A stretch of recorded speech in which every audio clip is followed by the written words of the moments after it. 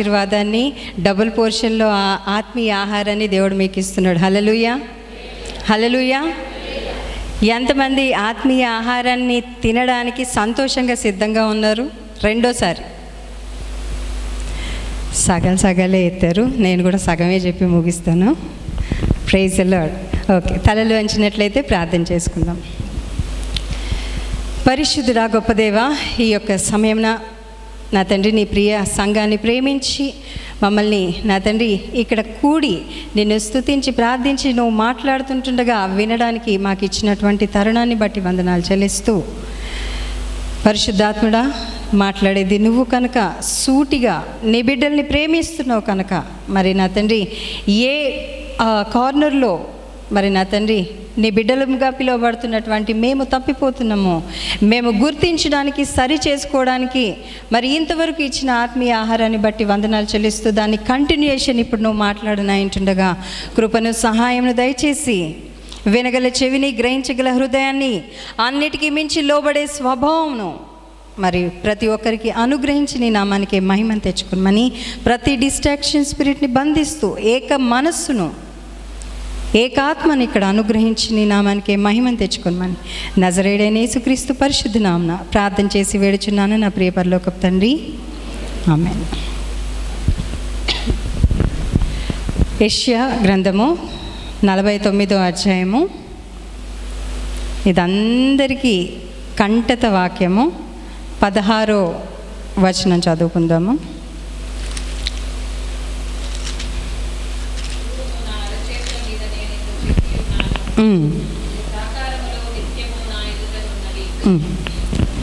ఇక్కడ దేవుడు ఏం చేస్తున్నాడు? నా అరచేతుల్లోనే చెక్కుకున్నాను అనే అంతగా నిన్ను నన్ను ప్రేమించాడు కదా. ఇది మనం బలహీన పడ్డప్పుడు, లేకపోతే స్పిరిచువల్గా వీక్ అయినప్పుడు, మనం అధైర్యంగా ఉన్నటువంటి పరిస్థితుల్లో పరిశుద్ధాత్మ దేవుడు చాలామందికి దీన్ని జ్ఞాపకం చేస్తాడు. తల్లి అయినా నిన్ను మర్చును కానీ నేను నిన్ను మరవనన్నావు కదా ప్రవ్వా, మరి ఈ సమయంలో నన్నెందుకు వదిలేసావు ప్రవ్వా, నాకెందుకు ఈ కష్టం ప్రవ్వా అని చాలామంది చాలా సందర్భాల్లో ఇట్లాంటి ప్రార్థన చేసి ఉంటాం కదా. ఒక్కసారన్నా జీవితంలో ఒక్కసారన్నా ఇట్లాంటి ప్రార్థన, నా కష్టం నీకు కనిపించట్లేదో ప్రవ్వా, నేను ఇంత బాధపడుతున్నా కదా ప్రవ్వా, మరి ఆ వాగ్దానం చేసావు కదా, మరి ఇప్పుడు నన్ను ఎందుకు వదిలేసావు అని ఒక్కసారన్నా మనం ప్రార్థన చేస్తాం. దానికి గుర్తుగా దేవుడు ఏమంటున్నాడు అంటే, నీ ప్రాకారంలో అంటే నువ్వు కార్చే కన్నీరుంది, నువ్వు చేసిన వ్యతిరేకత కార్యాలు దేవుడి సన్నిధిలో సముఖంలో ఉంటాయి, మనం చేసినటువంటి ప్రార్థనలు ఉంటాయి, మనం చేసిన తిరుగుబాటు స్వభావంలో అన్నీ ఉన్నా కూడా దేవుడంట తన అరచేతుల్లో మనం చెక్కుకున్నాడంట. ఓకే, ఇది ఎట్లా ఉంది? ఆయన ప్రేమ ఎట్లా ఉంది? అరచేతుల్లో చెక్కుకునే అంత ప్రేమ నీ మీద నా మీద దేవుడికి ఉంది. హల్లెలూయా. ఇప్పుడు ఆయన బిడ్డలుగా పిలువబడుతున్నాం. ఈరోజు ఆ అంశం ఏంటి అంటే, ప్రేమిస్తున్నాం దేవుణ్ణి, అందరం ప్రేమిస్తున్నా కూడా మనకి తెలియకుండానే తిరుగుబాటు స్వభావం కలిగి ఉంటాం. అదేంటో ఇక్కడ చూద్దాం.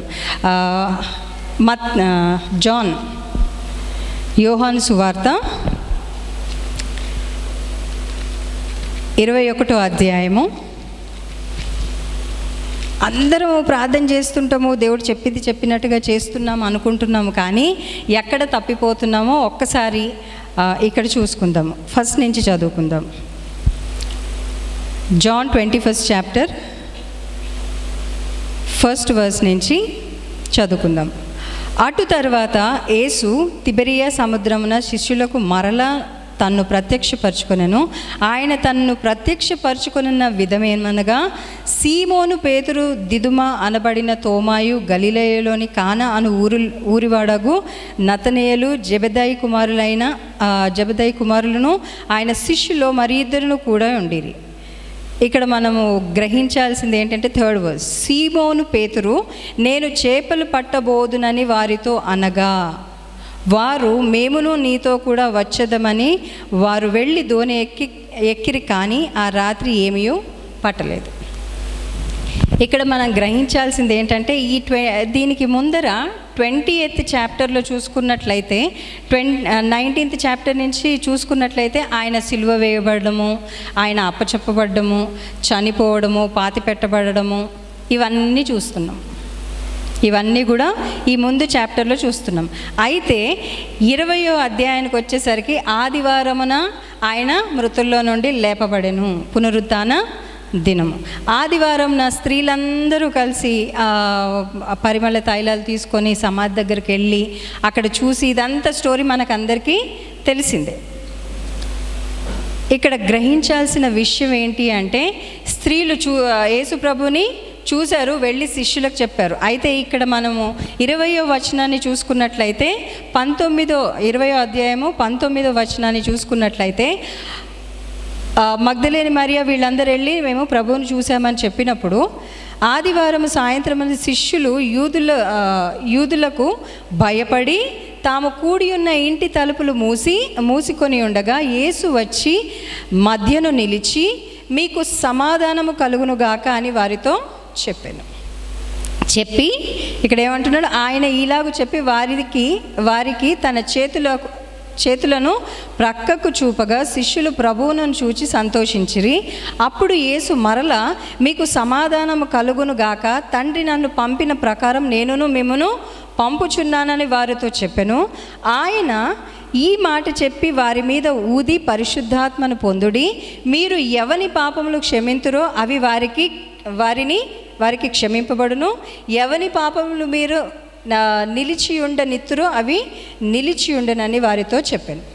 ఇక్కడ ఆయన వచ్చి ప్రత్యక్షపరుచుకొని మీకు సమాధానం ఎందుకు సమాధానం అన్నాడంటే, వాళ్ళు భయపడుతున్నటువంటి వారిని బట్టి ఆయన మీకు సమాధానం కలుగును గాక అని ఒకసారి చెప్పినా వీళ్ళలో ఇంకా భయం పోలేదు కాబట్టి వాళ్ళని మళ్ళీ సమాధానపరిచి ఏమంటున్నాడంటే, నేను నా తండ్రి చిత్తాన్ని ఏ రీతిగా అయితే నెరవేర్చానో మీరు ఎన్నుకొనబడిన ప్రకారము మీకు అన్నిటి మీద అధికారాన్ని ఇస్తున్నాను అంటున్నాడు. హల్లెలూయా.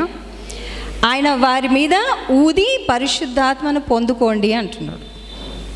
పరిశుద్ధాత్మను పొందుకోండి అని అన్నిటి మీద, క్షమించే వాటి మీద, మరి ఉండనిచ్చే వాటి మీద, అన్నిటి మీద వీరికి అధికారాన్ని ఇచ్చాడు.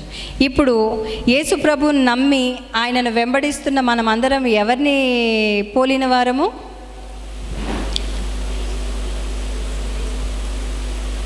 ఎవరిని పోలిన వారము? మనల్ని ఏమంటారు? విశ్వాసులు.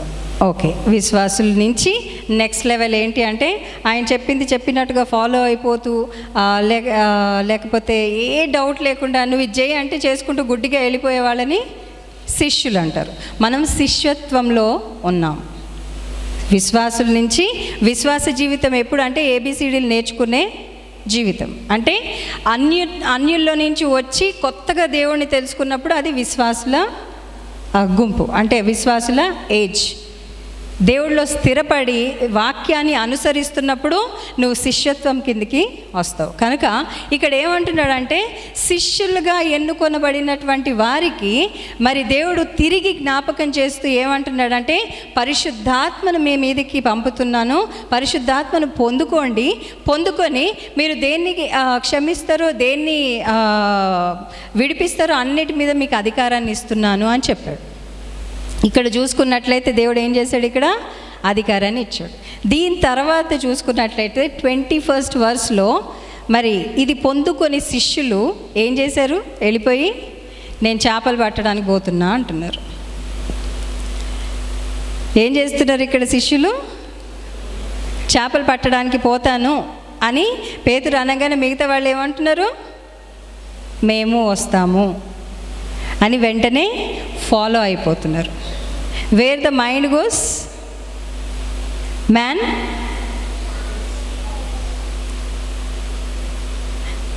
నా భాష మీకు అర్థం అవుతున్నట్లేదు. అవుతుందా? ఒకసారి నిద్రపోతున్న వాళ్ళం హల్లెలూయా చెప్దామా? అది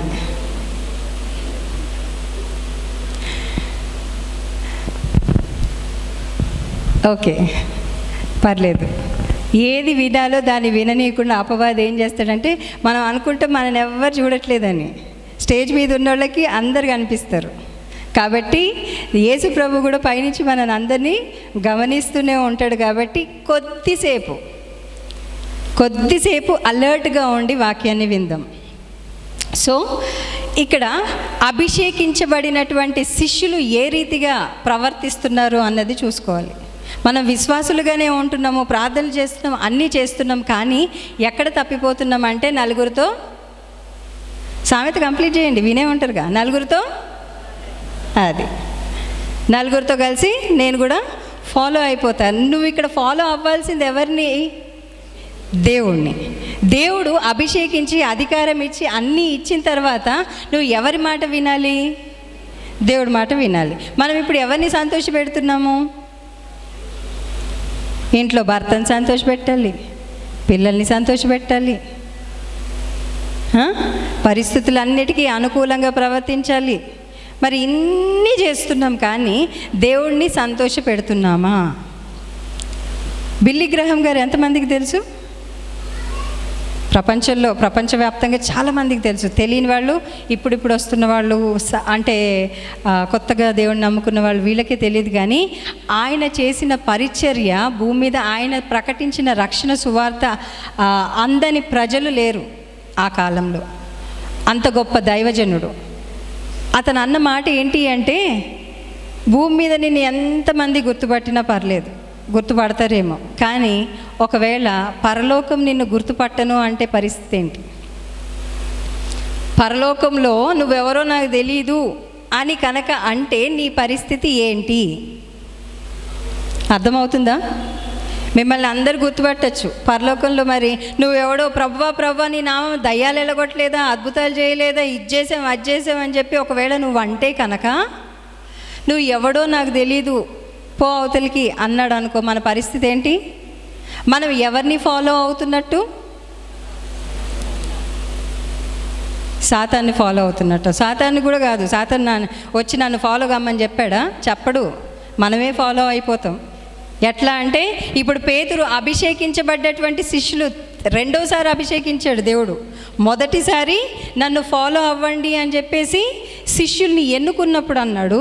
రెండోదిగా ఇప్పుడు తిరిగి అభిషేకించి ఆయన వెళ్ళిపోతున్నాడు కాబట్టి వీళ్ళ బాధ్యతలు వీళ్ళకి తెలియాలి కాబట్టి వీళ్ళకి అధికారం ఇచ్చి, మీరు వెళ్ళి నేను చేసిన పని మీరు చేయండి. సర్వలోకానికి, సర్వ సృష్టికి ఏం ప్రకటించమన్నారు?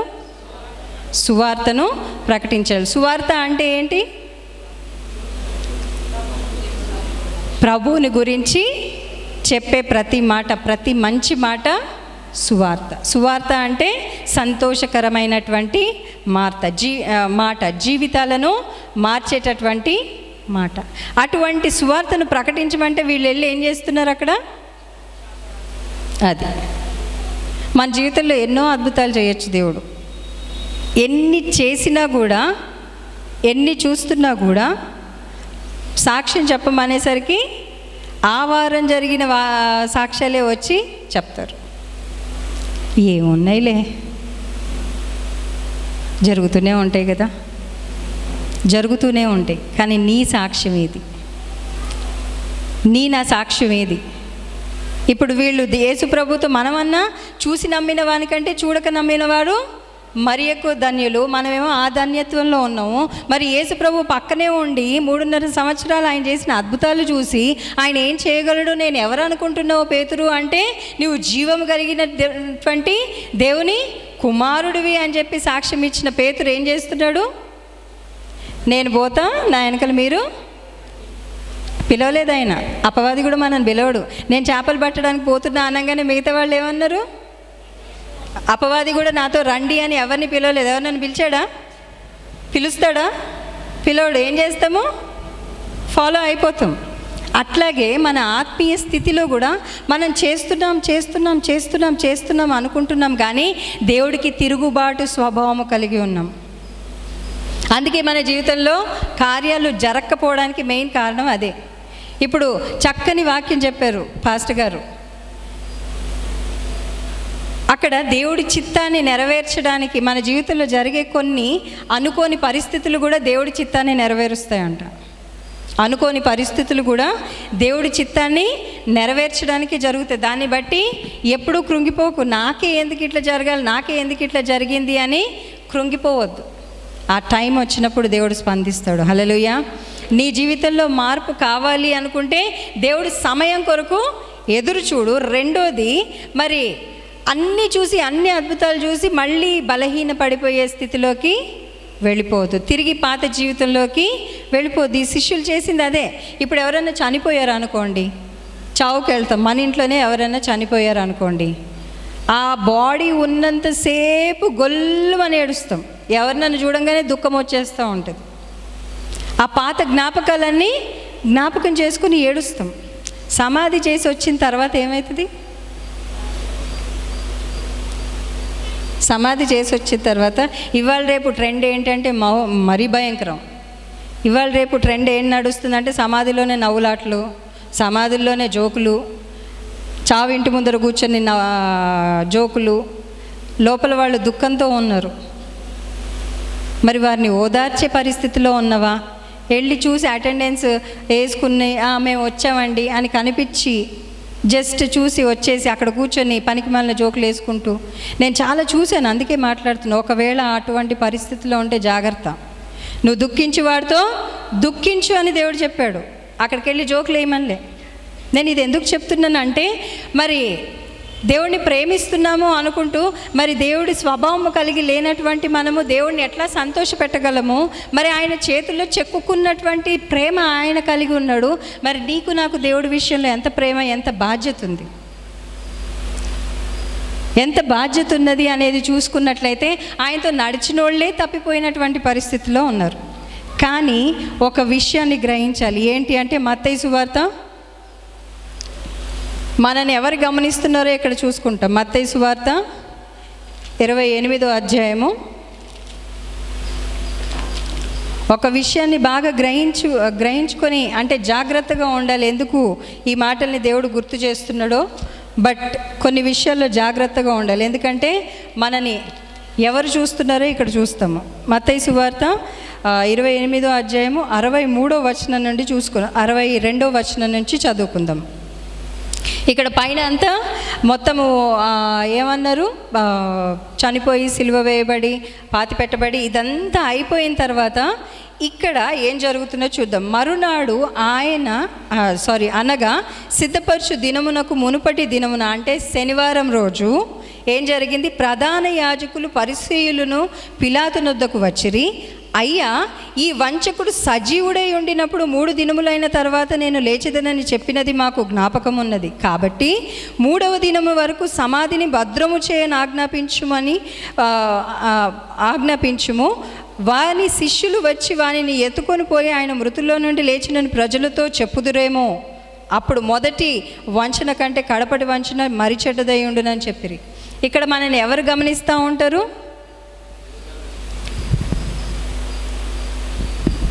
యేసుప్రభుకి ఎవరు విరోధులు భూమి మీద? ఆయన పరిచర్య చేస్తున్నప్పుడు యూదుల మఠాధిపతులు అంటే పదాజ్ఞల్ని దేవుణ్ణి కేవలం ఆచరిస్తున్నటువంటి వారు ఆయనకి వ్యతిరేకులుగా ఉన్నారు.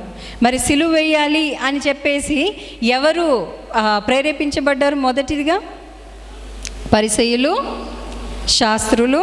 అంటే వాళ్ళ పీఠానికి అడ్డుగా వస్తున్నాడు అని చెప్పేసి ఆయనను ఎప్పుడు పాడు చేయాలా, ఎప్పుడు ఈయన మీద నిందలు మోపాలా అని చెప్పి ఎదురు చూస్తూ ఉన్నారు. ఆఖరికి సక్సెస్ అయ్యారు. ఎందుకు సక్సెస్ అయ్యారంటే దేవుడి ఆజ్ఞ అంటే ఆ టైం వచ్చింది కాబట్టి, అప్పగించబడినటువంటి సమయం వచ్చింది కాబట్టి అప్పుడు అది జరిగింది. లేకపోతే అప్పటిదాకా దేవుడు ఆజ్ఞ కూడా ఇవ్వలేదు వాళ్ళకి. అయితే ఇక్కడ మనము గమనించాల్సిన విషయం ఏంటి అంటే, మనల్ని గమనించే వాళ్ళు చాలామంది ఉంటారు. ఈ శిష్యులేమో 3.5 సంవత్సరాలు పరిచర్య చేసి దేవుడితో నడిచినటువంటి శిష్యులు ఏం చేస్తున్నారు? చేపలు పట్టడానికి వెళ్తున్నారు. ఇక్కడ ఆయనకు వ్యతిరేకంగా ఉన్నవాళ్ళు దేవుడిని విశ్వసిస్తున్నారు. అది గమనించి చూసినట్లయితే ఈ వంచకుడు బ్రతికి ఉన్నప్పుడు 3వ రోజు లేస్తా అన్న సంగతి వీళ్ళకు గుర్తుంది కానీ శిష్యులకు గుర్తులేదు. మనని గమనించే వాళ్ళు చాలామంది ఉంటారు కాబట్టి వాళ్ళు మన ప్రవర్తన అంతటిని గమనిస్తూ ఉంటారు కాబట్టి దేవుడి పిల్లలుగా చెప్పబడుతున్నటువంటి మనము చాలా జాగ్రత్తగా ఉండాలి. అన్ని విషయాల్లో ప్రతి చిన్న విషయంలో చాలా జాగ్రత్తగా ఉంటేనే మనం దేవుడి కార్యాన్ని జరిగించగలం. మరి ఇందాక చెప్పబడిన ప్రకారము పోతిఫరు భార్య ఎంత శోధించినా తనను తాను జాగ్రత్తగా ఉంచుకున్నాడు కనుక దేవుడి దృష్టికి అంగీకారమైనటువంటి జీవితము యోసేపు జీవించగలిగాడు కనుక ఇద్దరు సూర్యులు అంటే ఆ దేశానికి ఉన్నటువంటి ప్రధానులు మరి వాళ్ళు కూడా సాగిలపడే విధంగా అంటే మరి ఆ దేశపు రాజు కంప్లీట్గా సరెండర్ అయిపోయాడు యోసేపుకు. మరి ఇందాక కీర్తన భాగం 37వ కీర్తన 35వ అధ్యాయంలో 37వ కీర్తనలో చూసుకున్నట్లయితే 35వ వచనంలో ఏముంది ఒక్కసారి చూద్దాం. అక్కడ నువ్వు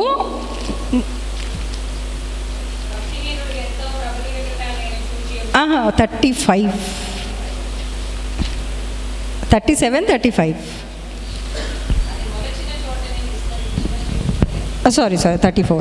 యెహోవా కొరకు కనిపెట్టుకొని ఉండుము, ఆయన మార్గమును అనుసరించుము, భూమిని స్వతంత్రించుకొనున్నట్లు ఆయన నిన్ను హెచ్చించును.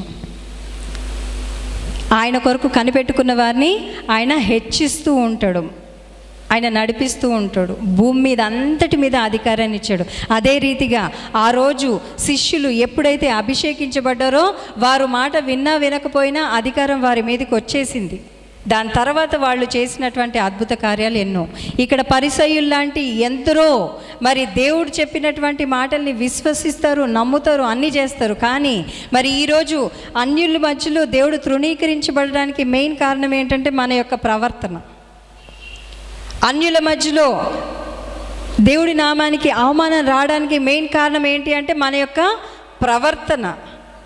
చర్చ్లో ఉన్నప్పుడు చాలా పరిశుద్ధంగా ఉంటాం, చర్చ్లో ఉన్నప్పుడు చాలా డిసిప్లైన్డ్ లైఫ్ ఉంటుంది, అన్నీ ఉంటాయి. కానీ చర్చ్ దాటి నువ్వు ఇంటికి వెళ్ళి మార్గ మధ్యలో నీ సాక్ష్యం ఏంటి, నీ ఇంట్లో నీ సాక్ష్యం ఏంటి? బిల్లీ గ్రహాం గారు అంట ఇంట్లో ఎట్లా ఉండేవారో బయట కూడా అట్లాగే ఉండేవాడు అంట. ఆయన కొడుకు 60 ఏళ్ళ కొడుకు తన తండ్రి చనిపోయినప్పుడు మెమోరియల్ సర్వీస్లో ఇచ్చిన సాక్ష్యం అది. మరి నీ గురించి నీ భర్త కానీ నీ బిడ్డలు కానీ నీ ఇంటివారు కానీ ఏం సాక్ష్యం ఇస్తున్నారు?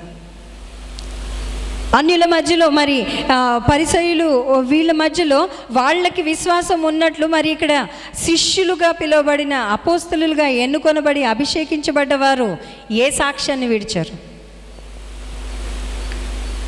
మనం కూడా క్రైస్తవులుగా చలామణి అవుతున్నాము, క్రైస్తవులుగా పిలువబడుతున్నాము, అన్నీ చేస్తున్నాం. కానీ దేవుడికి మహిమ తెచ్చేటట్లుగా ఎక్కడైనా ఉన్నామా?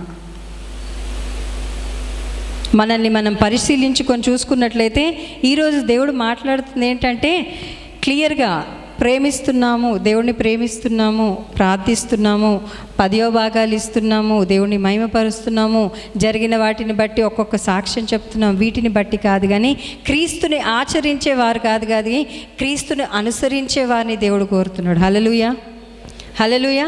క్రీస్తుని ఆచరిస్తున్నామేమో, ఎవ్రీ సండే వచ్చి క్రీస్తుని ఎంతవరకు అనుసరిస్తున్నావు?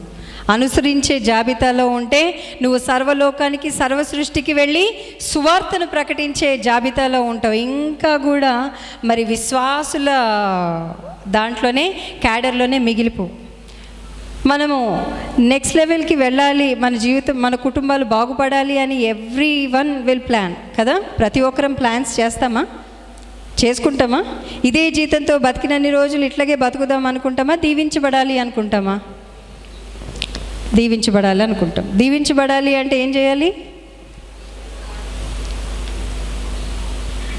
దీవించబడాలంటే ఏం చేయాలి?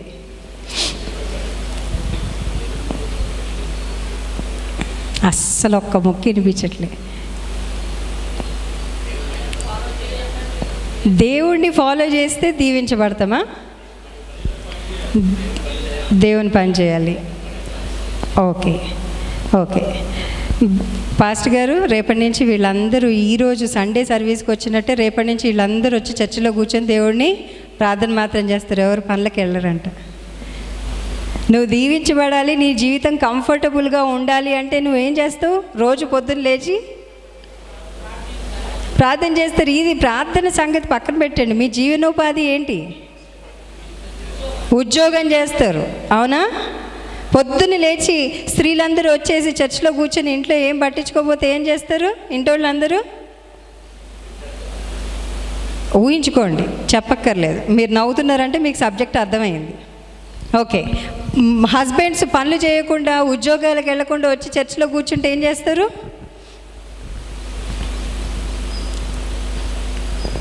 ఎవడు పోషించాలి? ఇంటిని నిలబెట్టే వాళ్ళు ఎవరు? ఇంటికి యజమాని ఎవరు? కదా, ఇవన్నీ మాటలు వస్తాయి.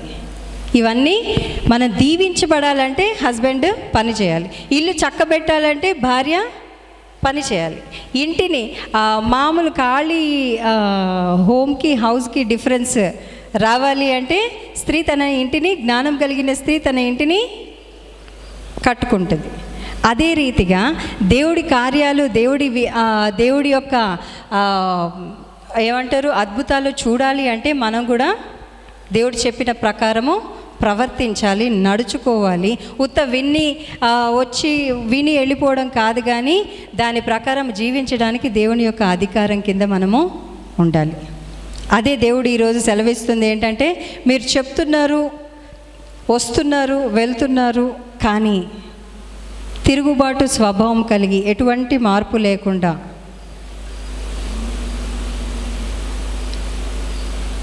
ఆశీర్వాదాలు అయితే కావాలి కానీ మేమేం చేయము అన్న పరిస్థితిలో, నెలకి జీతం కావాలి కానీ మేము పని చేయమన్న పరిస్థితిలో ఒకవేళ నువ్వు ఉన్నట్లయితే దాన్ని మార్చుకో అంటున్నాడు. ఎందుకంటే దేవుడు మనందరికీ అధికారాన్ని ఇచ్చాడు. కొన్ని సంవత్సరాల నుంచి మీరు దేవుణ్ణి ఫాలో అవుతున్నారు, వాక్యం వింటున్నారు కాబట్టి, ఆ శిష్యత్వం కింద ఉంటారు కాబట్టి మీరు సర్వలోకానికి, సర్వ సృష్టికి సువార్తను, ఇంటింటికి వెళ్ళి సువార్తను ప్రకటించమని దేవుడు చెప్పట్లేదు. అది చేయాల్సిన కేటగిరీ వేరే ఉంటారు. నిన్నేమంటున్నాడంటే, నీ ప్రవర్తన అంతటి అందు ఆయన అధికారం ఒప్పుకున్నట్లయితే నువ్వే ఒక నడుస్తున్న సాక్ష్యము, నిలబడ్డ సాక్ష్యం, ఉన్న ప్రదేశంలోనే దేవుడు నిన్ను సాక్ష్యంగా వాడుకుంటాడు. కాబట్టి ఆయనకి సాక్షిగా ఉండాలి అంటే ఫస్ట్ థింగ్ నువ్వు చేయాల్సింది ఏంటంటే, ఫాలో అవ్వడం కాదు కానీ, క్రీస్తుని ఆచరించడం కాదు కానీ అనుసరించాలి. క్రీస్తుని ఆచరించడం అంటే జస్ట్ వినడం మటుకే, అనుసరించడం అంటే నడవడం. నువ్వు ఎప్పుడైతే నీ జీవితం పట్ల ఆయన అధికారాన్ని ఒప్పుకొని నన్ను నడిపించు ప్రవ్వా అంటావో, ఆయన నడిపించడానికి సిద్ధంగా ఉంటాడు. ఆయన ఎప్పుడు సిద్ధంగానే ఉన్నాడు. ఎంత సిద్ధంగా ఉన్నాడంటే ఆయన చేతులు చాచి తన అరచేతుల్లో చెక్కుకొని అంత. ఇప్పుడు పిల్లలు అమెరికా వెళ్తున్నామని చెప్పారు. తల్లి అయినా నేను మరచును కానీ నేను నిన్ను మరువను, చూడుము నా అరచేతుల్లో చెక్కున్నాను అంటున్నాడు. మరి తల్లిదండ్రుల్ని, ఫ్యామిలీని అందరినీ వదిలేసి బిడ్డలు అక్కడికి వెళ్తున్నారు. మరి వాళ్ళకి కాపుదల కంచె ఎవరు? ఆయన అరచేతుల్లో చెక్కున్నాడు కాబట్టి వాళ్ళు ఎక్కడున్నా కూడా ఎవరిది పూచి, వాళ్ళని కాపాడే పూచి ఎవరిది? ఆయనది. ఎవరి మీద విశ్వాసంతో అంత దూరం తల్లిదండ్రులు పంపిస్తున్నారు? దేవుడు ఉన్నాడు. ఇంత అద్భుతం చేసిన దేవుడు నా బిడ్డల్ని ఇంకా దీవిస్తాడు అనే విశ్వాసంతో పంపిస్తున్నారు. తల్లిదండ్రులు ఆ విశ్వాసాన్ని కలిగి పంపిస్తున్న ప్రకారము దేవుడు తను నమ్మిన వారిని ఎంత మాత్రము సిగ్గుపరిచే దేవుడు కాదు.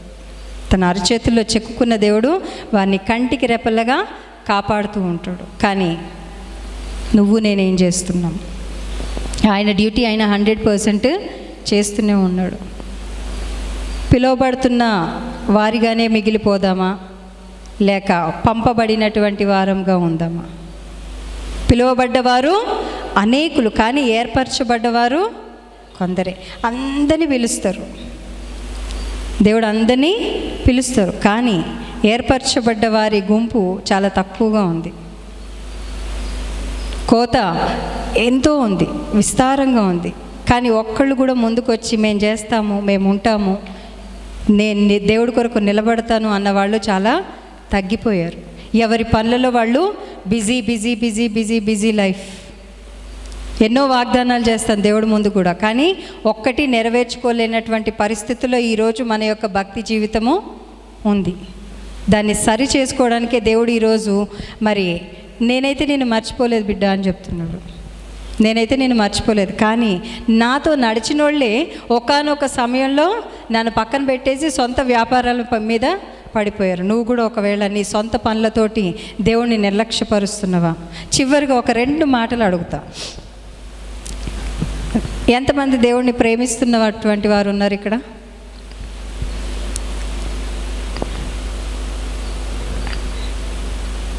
నేను అడగడానికి కారణం ఉంది. ఈమెకేంటి చెప్పేది, మేము ఆల్రెడీ ప్రేమిస్తున్నాం కదా అంటే, క్రియలు లేని విశ్వాసం ఏంటి? దేవుడు క్రియల్లో చూపించాడా లేకపోతే మాటలు చెప్పాడా? మనసులో అనుకున్నాడా? వీళ్ళ కొరకు నా ప్రాణాన్ని పెడతాను అని మనసులో అనుకున్నాడా? వచ్చి ప్రాణం పెట్టాడా?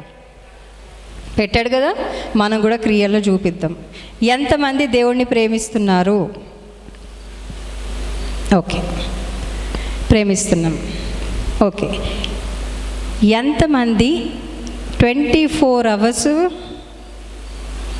ప్రార్థన చేసేవాళ్ళు ఉన్నారు? లేదు, పర్లేదు. పోనీ ఒక 12 అవర్స్, పోనీ 12 అవర్స్ కూడా కాదు, 1 గంట. ఓకే, గంటకే 4-5 ఎత్తారు. ఒక ½ అన్ అవర్, ఓకే, ఇంకో 4-5. ఓ 10 నిమిషాలు.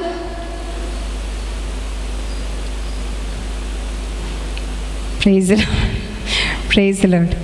కానీ దేవుడిని ఎంతమంది ప్రేమిస్తున్నారంటే అందరి చేతులు ఎత్తారా లేదా? నేను ఇప్పుడు చెప్పిన సబ్జెక్ట్ అర్థమైందా లేదా? దేవుణ్ణి ప్రేమిస్తున్నాము అనుకుంటూనే తిరుగుబాటు స్వభావం, ఆయన ఆజ్ఞను అతిక్రమించి ప్రవర్తించడమే, ఆజ్ఞాతికారమే పాపము. మరి దేవుణ్ణి అందరము ప్రేమిస్తున్నామని చేతులు ఎత్తాము. మరి నువ్వు ఎవరితో సహవాసం కలిగి ఉండాలి? మనం ఎవరైనా ప్రేమిస్తే ఎంతసేపు వాళ్ళతోటే ఉండాలి అనుకుంటారు. ఇప్పుడు ఒక యవనస్తులు ఉన్నారు, మీరందరూ మంచోళ్ళే, ఎవరిని ఉద్దేశించి కాదు, ఎగ్జాంపుల్ చెప్తున్నా. ఇప్పుడు ఒక అమ్మాయి ఒక అబ్బాయి ప్రేమించుకున్నారు అనుకోండి, 24 గంటలు ఒకరితో ఒకరు ఉండాలనుకుంటారా లేదా? అనుకుంటారా? పోనీ యవనస్తులు పక్కన పెడదాం. కొత్తగా పెళ్ళైన వాళ్ళు వైఫ్ అండ్ హస్బెండ్ ఎప్పుడు దగ్గరే ఉండాలి, ఎదురుకుండా ఉండాలి అనుకుంటారా లేదా? అనుకుంటారా లేదా? ఓ అది ఎప్పుడుదో మాట అండి, ఎప్పుడో ఎన్నో సంవత్సరాలు అయిపోయింది, ఇప్పుడు ఎందుకులేండి అనుకుంటామా లేదా? ప్రేమిస్తాం కాబట్టి అనుకుంటాం కదా.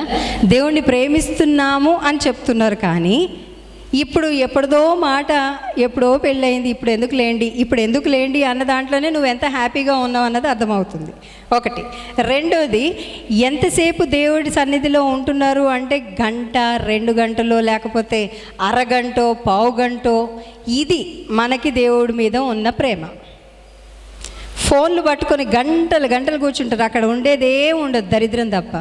ఫోన్ పట్టుకొని గంటలు టైం వేస్ట్ చేస్తారు. మీరు ఎవరిని ఎక్కువ ప్రేమిస్తున్నట్టు? ఫోన్ని.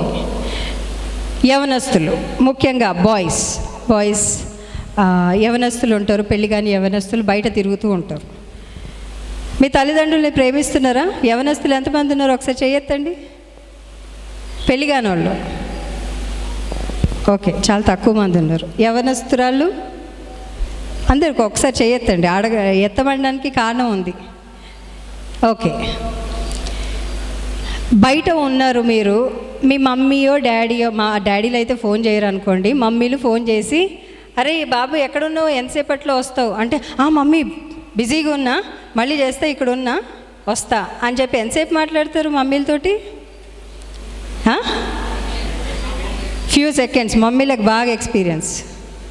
మమ్మీ వస్తా అని టక్కున ఒక మహా అంటే ఒక 30 సెకండ్లు మాట్లాడతారు. అవునా కాదా మమ్మీలు?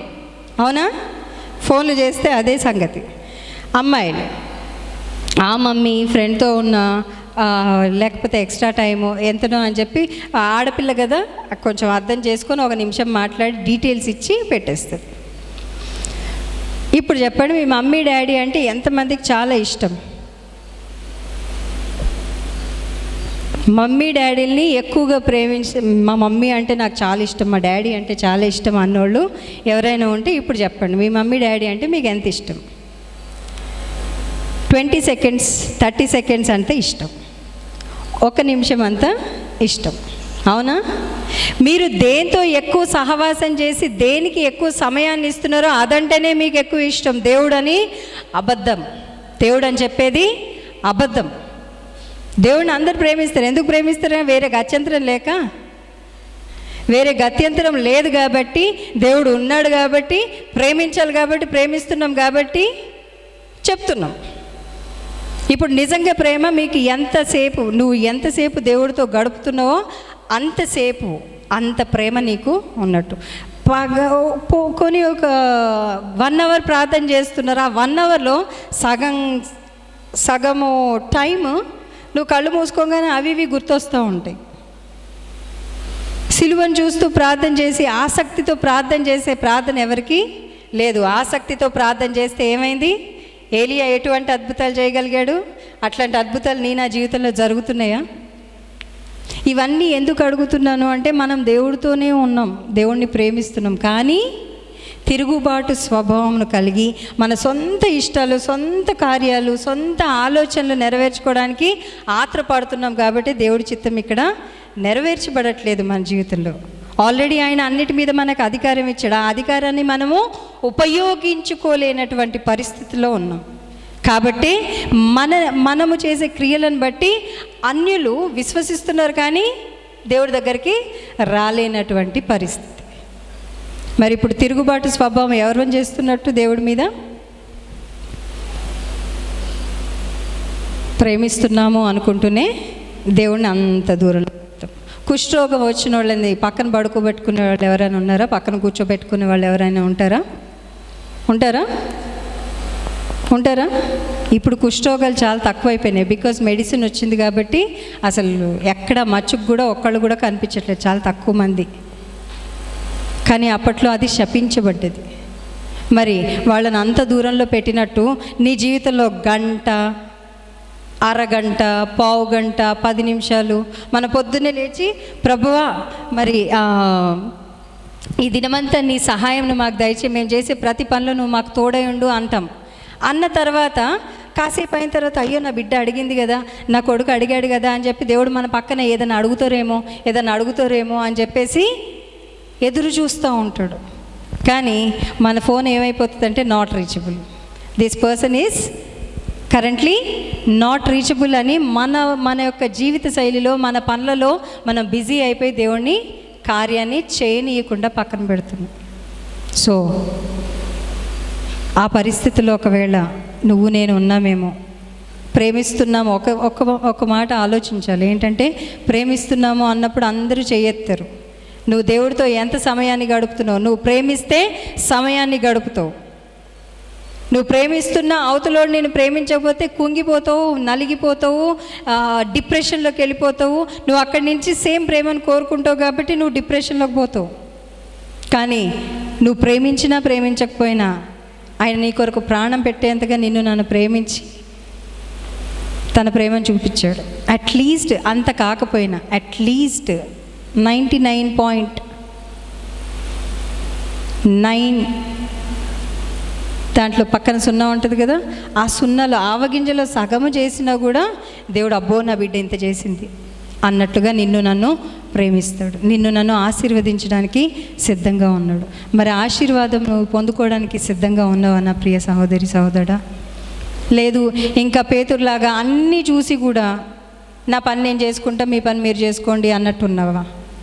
లేకపోతే వ్యతిరేకమైన స్వభావం కలిగినా కూడా మరి ఆయన చెప్పిన మాటల్ని విశ్వసించి ఆయన లేస్తాడు కాబట్టి జాగ్రత్త అని చెప్పి పరిసయ్యులు, సద్దుకయ్యులు వీళ్ళు ఏ రీతిగా అయితే ఆయన మాట నమ్మారో మరి ఆ నమ్మకత్వంలో ఉంటావు. వాళ్ళని ఫాలో కమ్మని చెప్పట్లే, వాళ్ళు నమ్మిన ప్రకారము దేవుడి కొరకు నిలబడతావా? దేవుడి కార్యాల కొరకు నిలబడతావా? నిన్ను ఎవరు విడిచిపెట్టినా ఆ దేవుడు మాత్రము 24/7 ఇశ్రాయేల్ని కాపాడువాడు. అది మనం ఆయన జీతం ఇస్తున్నాం కదా, ఆయన నిద్రపోకుండా కొనక్కుండా నిన్ను నన్ను కాపాడాలి. కానీ మనం వచ్చేసరికి ఆయన సన్నిధికి వచ్చినప్పుడు నిద్ర వస్తుంది, ప్రశాంతంగా ఉంటుంది. చర్చిలో నిజంగానే సైలెంట్గా ఉంటుంది కాబట్టి ఆయన సన్నిధికి వచ్చినప్పుడు అపవాది జోగొడుతూ ఉంటాడు, ఆవలింతలు తీస్తూ ఉంటారు, అటు ఇటు డిస్ట్రాక్ట్ అవుతూ ఉంటారు, డైవర్ట్ అవుతూ ఉంటారు. వచ్చేదే కాసేపు, ఆ కాసేపట్లో కూడా అటు ఇటు డైవర్ట్ అయిపోతూ ఉంటారు. మరి నీకు దేవుడి మీద ఎంత ప్రేమ ఉంది? ఒక్కసారి మన ప్రేమను మనమే ఆలోచిస్తే ఎక్కడ కూడా మన ప్రేమ ఆవగింజలో సగం కూడా ఉండదు. కాబట్టి అట్లా ఉన్నటువంటి నిన్ను నన్ను ప్రేమిస్తున్న దేవుడు తన చేతిలో చెక్కుకునేంతగా నిన్ను నన్ను ప్రేమించాడు. కాబట్టి కొంచెమన్నా, అక్కడ రాయబడ్డది కదా, యేసు ప్రభు నందు విశ్వసించువాడు నిత్య జీవము గలవాడు. ఆ నిత్య జీవానికి అర్హత కలిగి ఉండాలంటే కొంత గొప్ప, అట్లీస్ట్ ఆయన అనుకున్న అంత కాకపోయినా అట్లీస్ట్ మన ప్రవర్తన మీద ఆయన అధికారాన్ని ఒప్పుకుంటే ఆయన నడిపిస్తాడు. ఎంతమంది విశ్వసిస్తున్నారు దేవుడు నన్ను నడిపిస్తాడు, ఆయనకి ఇష్టమైనటువంటి బిడ్డగా ఇక మీదట? అయ్యో నేను ప్రేమిస్తున్నా అనుకుంటున్నానే, మిగతా అన్నిటికీ టైం ఉంటుంది, ప్రతి దానికి గంటలు గంటలు గంటలు గంటలు టైం ఉంటుంది. దేవుడి దగ్గరికి వచ్చేసరికి బైబిల్ పట్టుకోగానే నిద్ర వస్తుంది, ప్రార్థన అని మోకాళ్ళు ఉండగానే నిద్ర వస్తూ ఉంటుంది, అలసిపోతూ ఉంటాం. మరి అటువంటి పరిస్థితిని కూడా అర్థం చేసుకొని ప్రేమిస్తున్నటువంటి దేవుడు నువ్వు విశ్వసించు, నీకు నిత్య జీవాన్ని ఇస్తా అంటున్నాడు. విశ్వసించినట్లయితే దేవుడి మహిమను చూస్తావు అంటున్నాడు. విశ్వసించినట్లయితే అద్భుతాలు జరుగుతాయి అంటున్నాడు. ఇవన్నీ చేయడానికి ఆయన సిద్ధంగా ఉన్నాడు. మరి అవన్నీ పొందుకోవడానికి నిన్ను నువ్వు సిద్ధపరచుకున్నట్లయితే ఒక్క క్షణము ప్రతి ఒక్కరము లేచి నిలబడి ఆయనకి మనల్ని మనము అప్పచెప్పుకుందాం.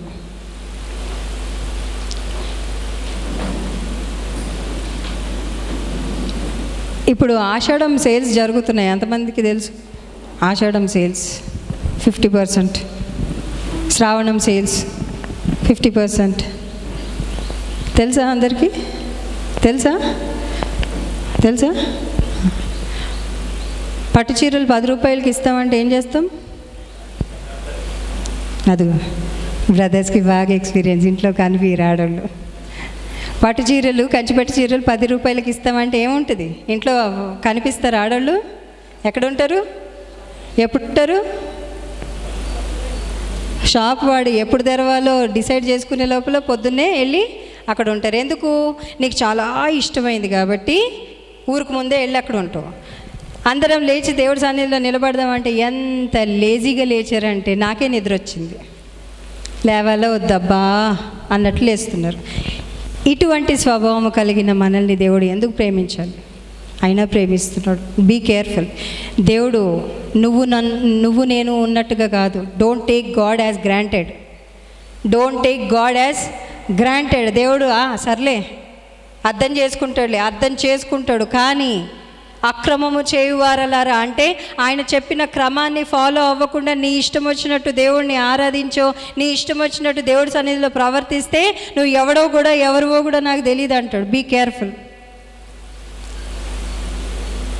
నీ ప్రేమలో కూడా చాలా జాగ్రత్తగా ఉండాలి దేవుడి విషయంలో.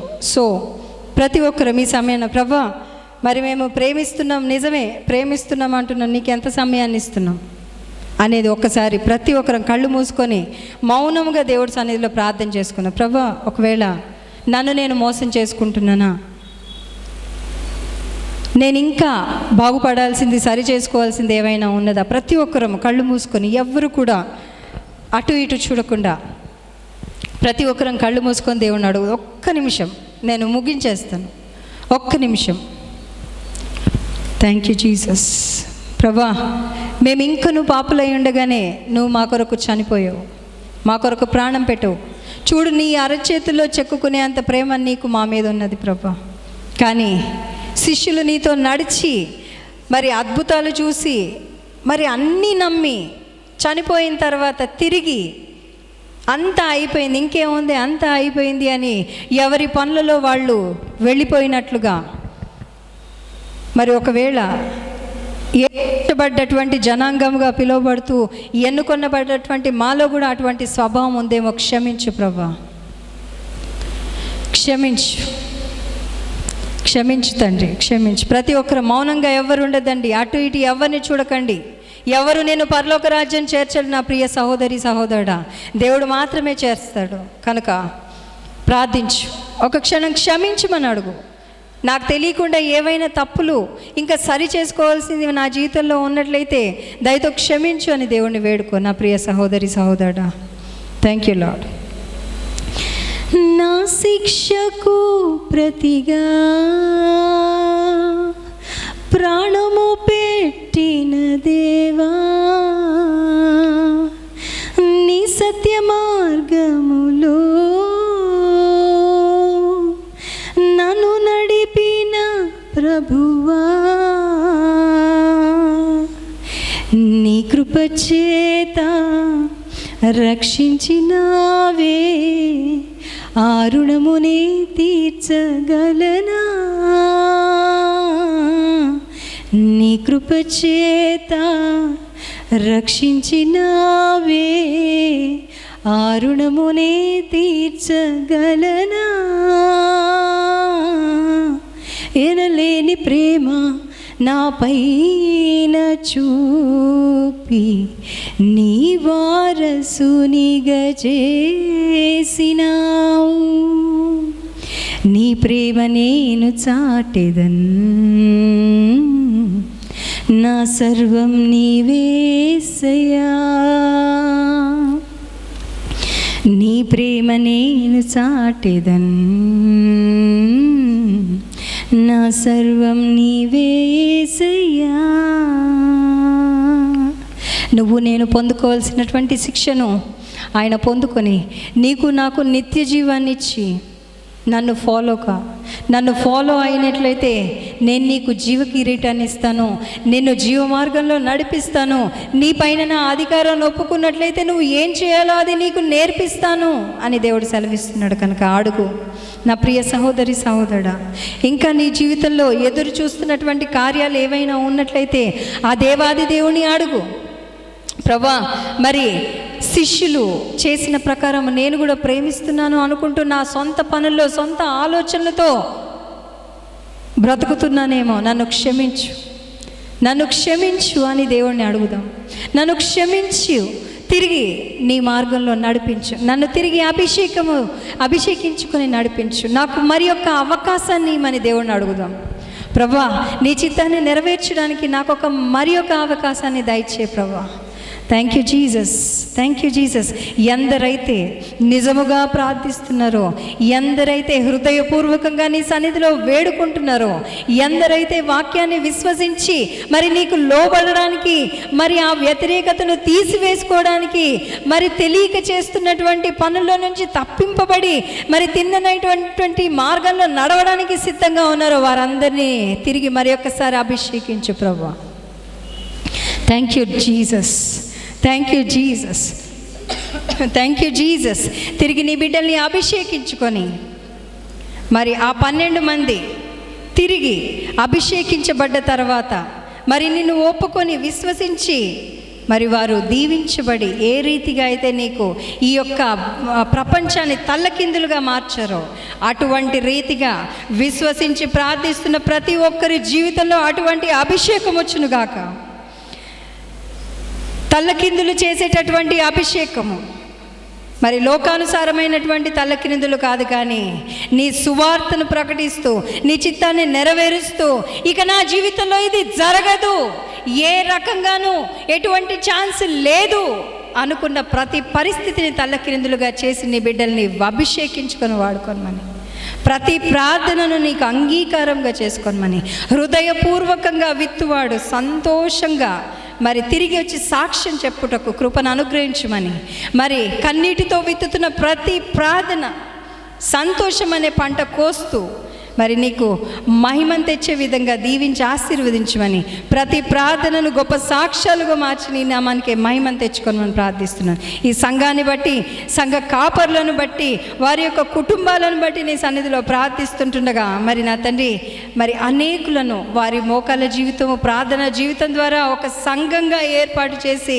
నీ పరిచర్యను, నీ యొక్క సువార్తను ప్రకటిస్తుంటుండగా రావాల్సిన ప్రతిఫలాన్ని, ఆశీర్వాదాన్ని మరి నిశ్చయంగా ఈ కుటుంబాలకు దయచేయమని, ముఖ్యంగా ఆంటీకి మంచి ఆరోగ్యం దయచేయమని, మరి పాస్టర్కి కూడా మంచి ఆరోగ్యంను దయచేయమని, అక్కకు కూడా మంచి ఆరోగ్యం దయచేసి వారు చేస్తున్న ప్రతి ప్రార్థనకు నా తండ్రి మరి నా తండ్రి నువ్వు ముద్రను వేస్తూ దీవించి ఆశీర్వదించి ప్రతి విషయంలో వారు అంచెలంచెలుగా ఎదుగుటకు, సంఘాన్ని కూడా ఇంకా అభివృద్ధి పరచుటకు, మరి వస్తున్న ప్రతి సంఘస్థులు మరి నీకు సాక్ష్యంగాను, మరి అన్యుల మధ్యలో జీవిస్తుంటుండగా నీకు సాక్ష్యంగాను నిన్ను అనుసరిస్తున్నటువంటి జీవితాలు ప్రతి ఒక్కరికి అనుగ్రహించమని, ప్రతి ఒక్కరిపైన నీ యొక్క అధికారాన్ని ఒప్పుకుంటూ ఈ సంఘ పక్షాన మరి నీ సన్నిధిలో అందరిపైన నీ యొక్క అధికారాన్ని ఒప్పుకుంటూ సంఘాన్ని నీ చేతికి అప్పచెప్తూ ముద్రించమని, నీ రక్తం చేత కప్పమని, రావాల్సిన డెలివరెన్సెస్ని యేసు నామమున ఈ సంఘానికి అనుగ్రహించమని, వ్యక్తిగత జీవితంలో రావాల్సిన డెలివరెన్సెస్ని అనుగ్రహించమని, దీవించి ఆశీర్వదించి బలపరచమని నన్ను కూడా నీ చేతికి సమర్పించుకుంటూ అర్హత ఎన్నిక లేని దానిను నిలబెట్టి నా ప్రభా మరి నీకు బూరగా వాడుకొని ఇంతవరకు మాట్లాడిన ప్రతి మాటలో ఏదైనా దోషం ఉంటే క్షమించి మమ్మల్ని అందరినీ క్రీస్తు రక్తం చేత ముద్రించమని నజరేయుడైన యేసుక్రీస్తు పరిశుద్ధ నామమున ప్రార్థన చేసిన ప్రతి ఒక్కటి సమయోచితంగా నీ చిత్తానుసారంగా మేము పొందుకొంచున్నాం నా పరలోకపు తండ్రి, ఆమేన్. దేవుడు మేము దీవించును గాక. ఇటు అవకాశం ఇచ్చినటువంటి పాస్టర్ గారికి, ఆంటీకి నా ప్రత్యేకమైన వందనాలు.